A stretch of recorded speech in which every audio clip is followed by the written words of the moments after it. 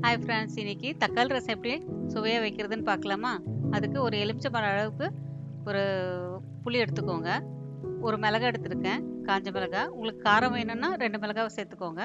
கொஞ்சம் கருவேப்பிலை, 2 பெரிய சைஸ் தக்காளி நல்லா பழுத்ததை எடுத்துக்கோங்க, அப்போ தான் டேஸ்ட்டாக இருக்கும். கொஞ்சம் மல்லித்தழை, கொத்தமல்லி இருக்குங்களா அது. அப்புறம் வெந்தயம் ஒரு ஸ்பூனு, மிளகு ஒரு ஸ்பூனு, சீரகம் ஒரு ஸ்பூன், சின்ன சீரகம் சொல்லுவாங்க இல்லையா, அந்த சீரகம். அப்புறம் கொஞ்சமாக பெருங்காயத்தூள் தேவைப்படும். இப்போ ஒரு கிண்ணத்தில் புளியை போட்டு தண்ணி ஊற்றி ஊற வச்சுக்கோங்க.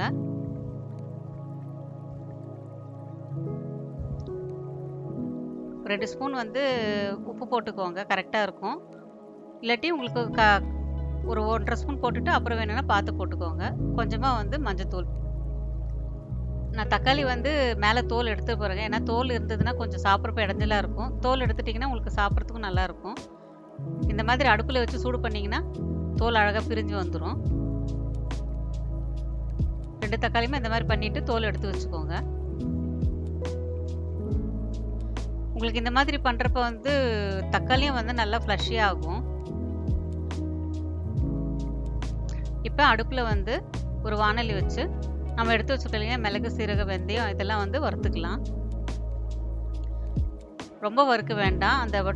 நல்லா அந்த வெடிக்கிற ஸ்டேஜ் வரும் பாருங்க, டப் டப்னு. அந்த மாதிரி ஸ்டேஜில் ஆஃப் அது பிறகு தெரியுது இல்லைங்களா, அந்த நேரத்தில் ஆஃப் பண்ணிவிடுங்க, போதும். இப்போ இதை மிக்சியில் அரைச்சிக்கலாம். இங்கே தனியாக கூட இதே மாதிரி ஈக்குவல் குவான்டிட்டி பொடி பண்ணி வச்சுக்கிட்டிங்கன்னா ஒரு 2 ஸ்பூன் அந்த மாதிரி போட்டு கூட கரைச்சிக்கலாம். நான் தனியாக வேணால் உங்களுக்கு ரசப்பொடி ஒரு முறை வீடியோ போடுறேன். இப்போ இந்த புளி ஊற வச்சுருக்கோம் இல்லைங்களா, அதை நம்ம கரைச்சிக்கலாம். இப்போ இந்த இடத்துல ஒரு சின்ன டிப்ஸ், நீங்கள் இந்த மாதிரி ஊற வைக்கிறப்ப லேசாக சூடு பண்ணிவிட்டு ஊற வச்சிங்கன்னா உங்களுக்கு கரைக்கிறப்ப ஈஸியாக நல்லா கரைஞ்சி வந்துடும், ஹார்டாக இருக்காது புளி. நீங்கள் அதிலே உப்பும் போடுறதுனால உங்களுக்கு அதுலேருந்து புளி கரைசல் ஃபுல்லாக கிளியராக வந்துடும் உங்களுக்கு. இப்போ 2 முறை வடிகட்டிக்கோங்க, ஏன்னா அடியில் கசடுலாம் இருக்கும் நிறைய. ஒரு முறைக்கு 2 முறை நல்லா வடிகட்டிக்கிட்டுனா பாருங்கள், உள்ள நிறைய கசடுலாம் இருக்குது பாருங்களா.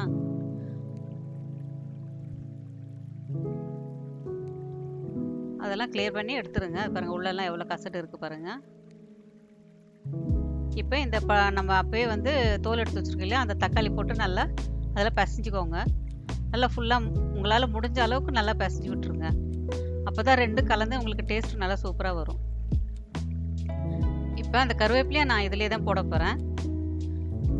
மிளகாய் கிள்ளி போட்டுக்கோங்க, கொத்தமல்லி அதிலே போட்டுக்கோங்க. நான் எல்லாத்தையும் ஒன்றா சேர்த்து தான் நான் பிசைக்கிறேன். அப்போ உங்களுக்கு எல்லாத்தோட ஃப்ளேவர் அதில் கலந்து ரசம் சாப்பிட்டிங்கன்னா அவ்வளோ அருமையாக இருக்கும். வச்சு பார்த்துட்டு பிடிச்சிருந்ததுன்னா லைக் பண்ணுங்கள். இப்போ எல்லாத்தையும் போட்டு நல்லா பிசைஞ்சு பாருங்கள், உங்களுக்கு எல்லா ஃப்ளேவரும் ஒன்றா வரணும்.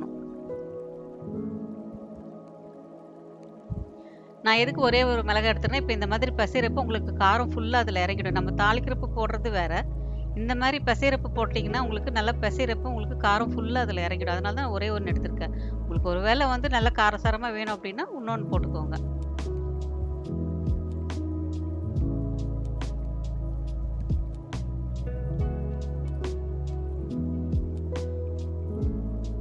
உங்களுக்கு ஒரு சிலர் வாயில் விட்டு டேஸ்ட் பார்ப்பாங்க, அந்த மாதிரி பார்த்துட்டு வேணால் தண்ணி ஊற்றிக்கோங்க. இல்லாட்டி இந்த கிண்ணத்துக்கு 3/4 அளவுக்கு தண்ணி கரெக்டாக இருக்கும். நான் போட்ட 2 ஸ்பூன் உப்புக்கு கரெக்டாக இருக்கும்.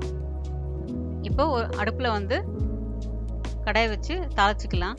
கொஞ்சமாக எண்ணெய் விட்டு கடுகு விட்டு வெடிச்சதுமே பூண்டு எடுத்து வச்சுக்கோ இல்லையா, அது ஒரு 4 பல்லு பூண்டு இடித்து போட்டுக்கோங்க. தோலோடு போட்டிங்கன்னா இன்னும் நல்லா ஃப்ளேவராக இருக்கும். லேசாக வதங்கினதுமே நம்ம கரைச்சி வச்சுக்க புளி கரைசலை அதில் ஊற்றிடுங்க. ரசம் மட்டும் எப்பவுமே நல்லா கொதிக்கக்கூடாது. லேசாக கொதிக்க ஆரம்பிக்கிறப்பே நீங்கள் அந்த பொடியை நம்ம அரைச்சி வச்சுருக்கோம் இல்லையா, அந்த பொடியை போட்டுட்டு கலந்துட்டு மூடி வச்சிங்கன்னா ஃப்ளேவர் சூப்பராக இருக்கும். ரசம் நம்ம வைக்கிறதெல்லாம் இருக்குது டேஸ்ட், அதில் வேறு ஒன்றுமே விஷயம் இல்லை. ரொம்ப கொதிக்க வச்சிங்கனாலும் உங்களுக்கு அந்த டேஸ்ட்டு போயிடும். அதனால் லேசாக கொதிக்கிறப்பே ஆஃப் பண்ணிவிட்டு இந்த மாதிரி பொடி போட்டு மூடி வச்சுருக்கோம் பாருங்கள். லேசாக கொதிக்கலையா, இந்த நேரத்துலேயே நீங்கள் லைட்டாக கொதிச்சு போய் மூடி க்ளோஸ் பண்ணிடணும், ஆஃப் பண்ணிடணும். சாம்பார் நல்லா கொதிக்கணும். ரசம் வந்து லேசாக தான் கொதிக்கணும். அப்போ தான் வந்து உங்களுக்கு டேஸ்ட் நல்லாயிருக்கும். அவ்வளோதான், ஆஃப் பண்ணிடலாம். நம்ம அருமையான சூப்பர் தக்காளி ரசம் ரெடி. இதை பண்ணி பார்த்துட்டு டேஸ்ட் நல்லா இருந்ததுன்னா லைக் பண்ணுங்கள், கமெண்ட் பண்ணுங்கள், ஷேர் பண்ணுங்கள், சப்ஸ்கிரைப் பண்ணுங்கள் ப்ளீஸ்.